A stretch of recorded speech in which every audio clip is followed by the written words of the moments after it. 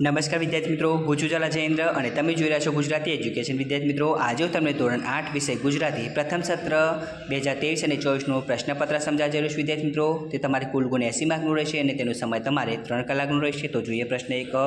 નીચેના દરેક પ્રશ્નના ઉત્તર માટે આપેલા વિકલ્પોમાંથી સાચો વિકલ્પ શોધીને લખો. તો વિદ્યાર્થી મિત્રો, પ્રશ્ન 1 છે તમારે 3 માર્કનો રહેશે. પહેલું, તાત્કાલિક સારવાર માટે 108 નંબરની વાન બોલાવવા કયા નંબર પર ફોન કરવો જોઈએ? બીજું, ખોટી વાત આજ કોનો દી ફર્યો છે? આ વાક્યમાં કયો ભાવ રજૂ થયો છે? નંબર 3, ખૂટતા અઢી આના લેખકને કોની પાસેથી મળ્યા? બ, કૌંસમાં આપેલા શબ્દોમાંથી યોગ્ય શબ્દ પસંદ કરી ખાલી જગ્યા પૂરો. વિદ્યાર્થી મિત્રો, બ તમારે 2 માર્કનો રહેશે અને ઉપર જે બ્રેકેટ આપેલા છે એમાં જોઈને તમારે ખાલી જગ્યા લખવાની રહેશે. ક, નીચે આપેલા વિધાનો ખરા છે કે ખોટા તે જણાવો. ક તમારે 2 માર્કનો રહેશે. પહેલો, જુમો વેણુને ભેટી પડ્યો. બીજો, મંદોદર ખાનને કહ્યું આપના કિસ્મતમાં હશે એટલે દીકરો બચી ગયો. નંબર 3, અમારી બસ જ રોડ પરથી પસાર થઈ રહી હતી. નંબર 4, વૃંદાવનના મુખ્ય મંદિર રાધાકૃષ્ણના દર્શન કરવા જા. નંબર 10, નીચેના પ્રશ્ન એક વાક્યમાં ઉત્તર લખો. ગમે તે 2 લખવાના છે. 3 પૂછાશે. તમારે 2 માર્કનો રહેશે. પહેલું, હેલ્મેટ પહેરનારને અકસ્માતમાં શો ફાયદો થયો? બીજું, જુમાના પેટમાં ક્યારે ત્રાંસકો પડ્યો? નંબર 3, મહેમાને પોતાને રંગવાની કેમ ના પાડી? હવે નીચેના પ્રશ્ન 2-3 વાક્યોમાં ઉત્તર લખો.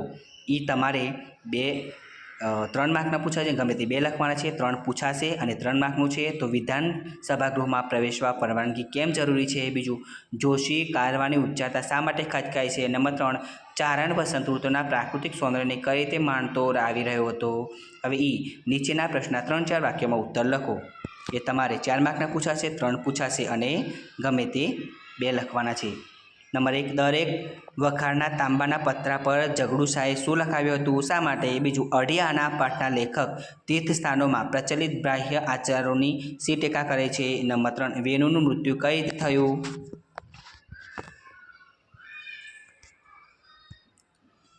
બીજો પ્રશ્ન છે પ્રશ્ન 2, નીચેના દરેક પ્રશ્નના ઉત્તર માટે આપેલા વિકલ્પમાંથી સાચો વિકલ્પ શોધીને લખો. પ્રશ્ન 2 છે તમારે 3 માર્કનો રહેશે અને પહેલું, કવિ પડ્યા પછી સાને ટેકે બેઠા થાય છે? બીજું, ધૂળીએ મારક કાવ્યના કવિ ઉપરવાળી બેંક કોને ગણાવે છે?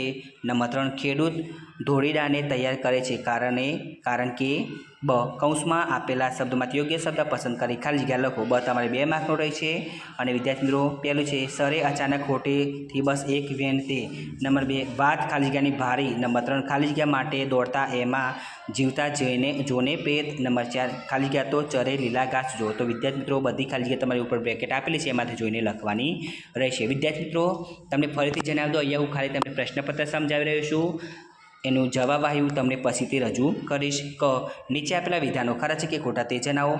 ક તમારે 2 માર્કનું રહેશે. પહેલું, ચાંદો ફફડ્યો સુરત ફફડ્યો. બીજું, ઘરને કૂને ધોધમાર વરસે છે ચોમાસું. નંબર 3, વીરના વાવણીએ હીરલા જડ્યા રેલોલ. નંબર 4, ઉપરવાળી બેંક ચાલુ છે આપની માલમ માલ. ડ, નીચેના પ્રશ્ન એક વાક્યમાં ઉત્તર લખો. ડ તમારે 3 માર્કનું રહેશે. પહેલું, વાવણિયાને કેવી રીતે શણગાર્યું છે? બીજું, વર્તમાન સમયમાં મનુષ્યોએ શેની પાછળ દોટ મૂકી છે? નંબર 3, એક જ ચિનકારી કાવ્યના કવિએ પોતાનું જીવન શેમાં ખર્ચી નાખ્યું? નીચેના પ્રશ્ન 3-4 વાક્યમાં ઉત્તર લખો. 3 પૂછાશે. ગમે તે 2 લખવાના છે અને 4 માર્કનું છે. પહેલું, ધૂળીય માર્ગ એટલે શું? આ માર્ગે ચાલવાવાળાના કયા લાભ કવિ ગણાવે છે? બીજું, એક જ ચિનકારી કાવ્યના કવિ ના સરગી એક સગડી મારી પંક્તિ દ્વારા શું કહેવા માંગે છે? ત્રીજું, તને ઓળખું છું માં ગીતમાં કવિએ કઈ રીતે માતૃ મહિમાનું ગાન કર્યું છે? હવે નીચે આપેલા વિભાગ અ ની કૃતિ સાથે વિભાગ બ માં આપેલા તેના યોગ્ય પ્રકારને જોડો.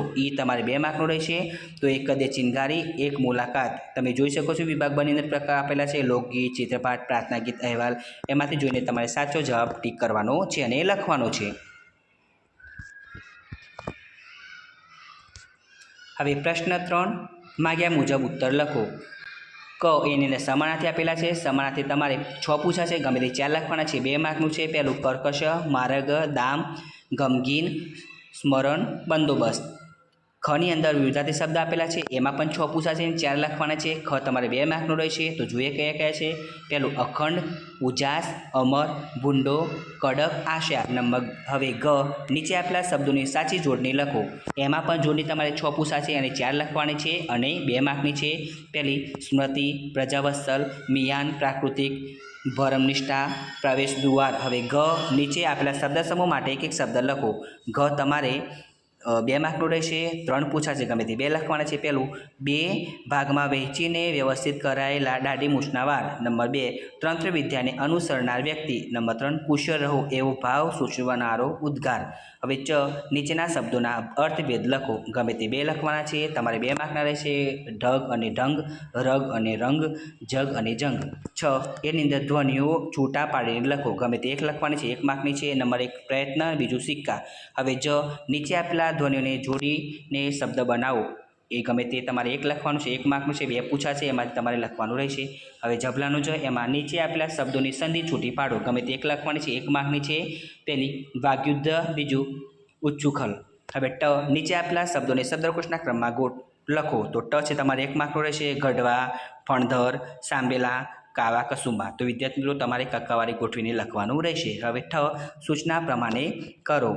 તમારે 2 માર્કનું રહેશે. પહેલું શિક્ષકે વિદ્યાર્થીઓને સમજાવ્યું. કર્મણી વાક્ય બનાવો. બીજું પાડો રણકીને સામો ઊભો રહે. ભાવે વાક્ય બનાવો. હવે પ્રશ્ન 4 નીચે આપેલા રૂઢિપ્રયોગના અર્થ આપી તેનો વાક્યમાં પ્રયોગ કરો. પ્રશ્ન 4 છે તમારે 6 માર્કનું રહેશે. 4 પૂછાશે. ગમે તે 3 લખવાના છે. પહેલું ચિત્રા ફાડવા. બીજું હિલોળે ચડવું. નંબર 3 તડકા છાંયડા જોવા. નંબર 4 બાથમાં બાથ ભીડવી. હવે એની અંદર વાર્તા આપેલી છે. વાર્તા તમારે 6 માર્કની રહેશે. વિદ્યાર્થી મિત્રો તમે જોઈ શકો છો એના મુદ્દા કઈ વાર્તા આપેલી છે. આમાં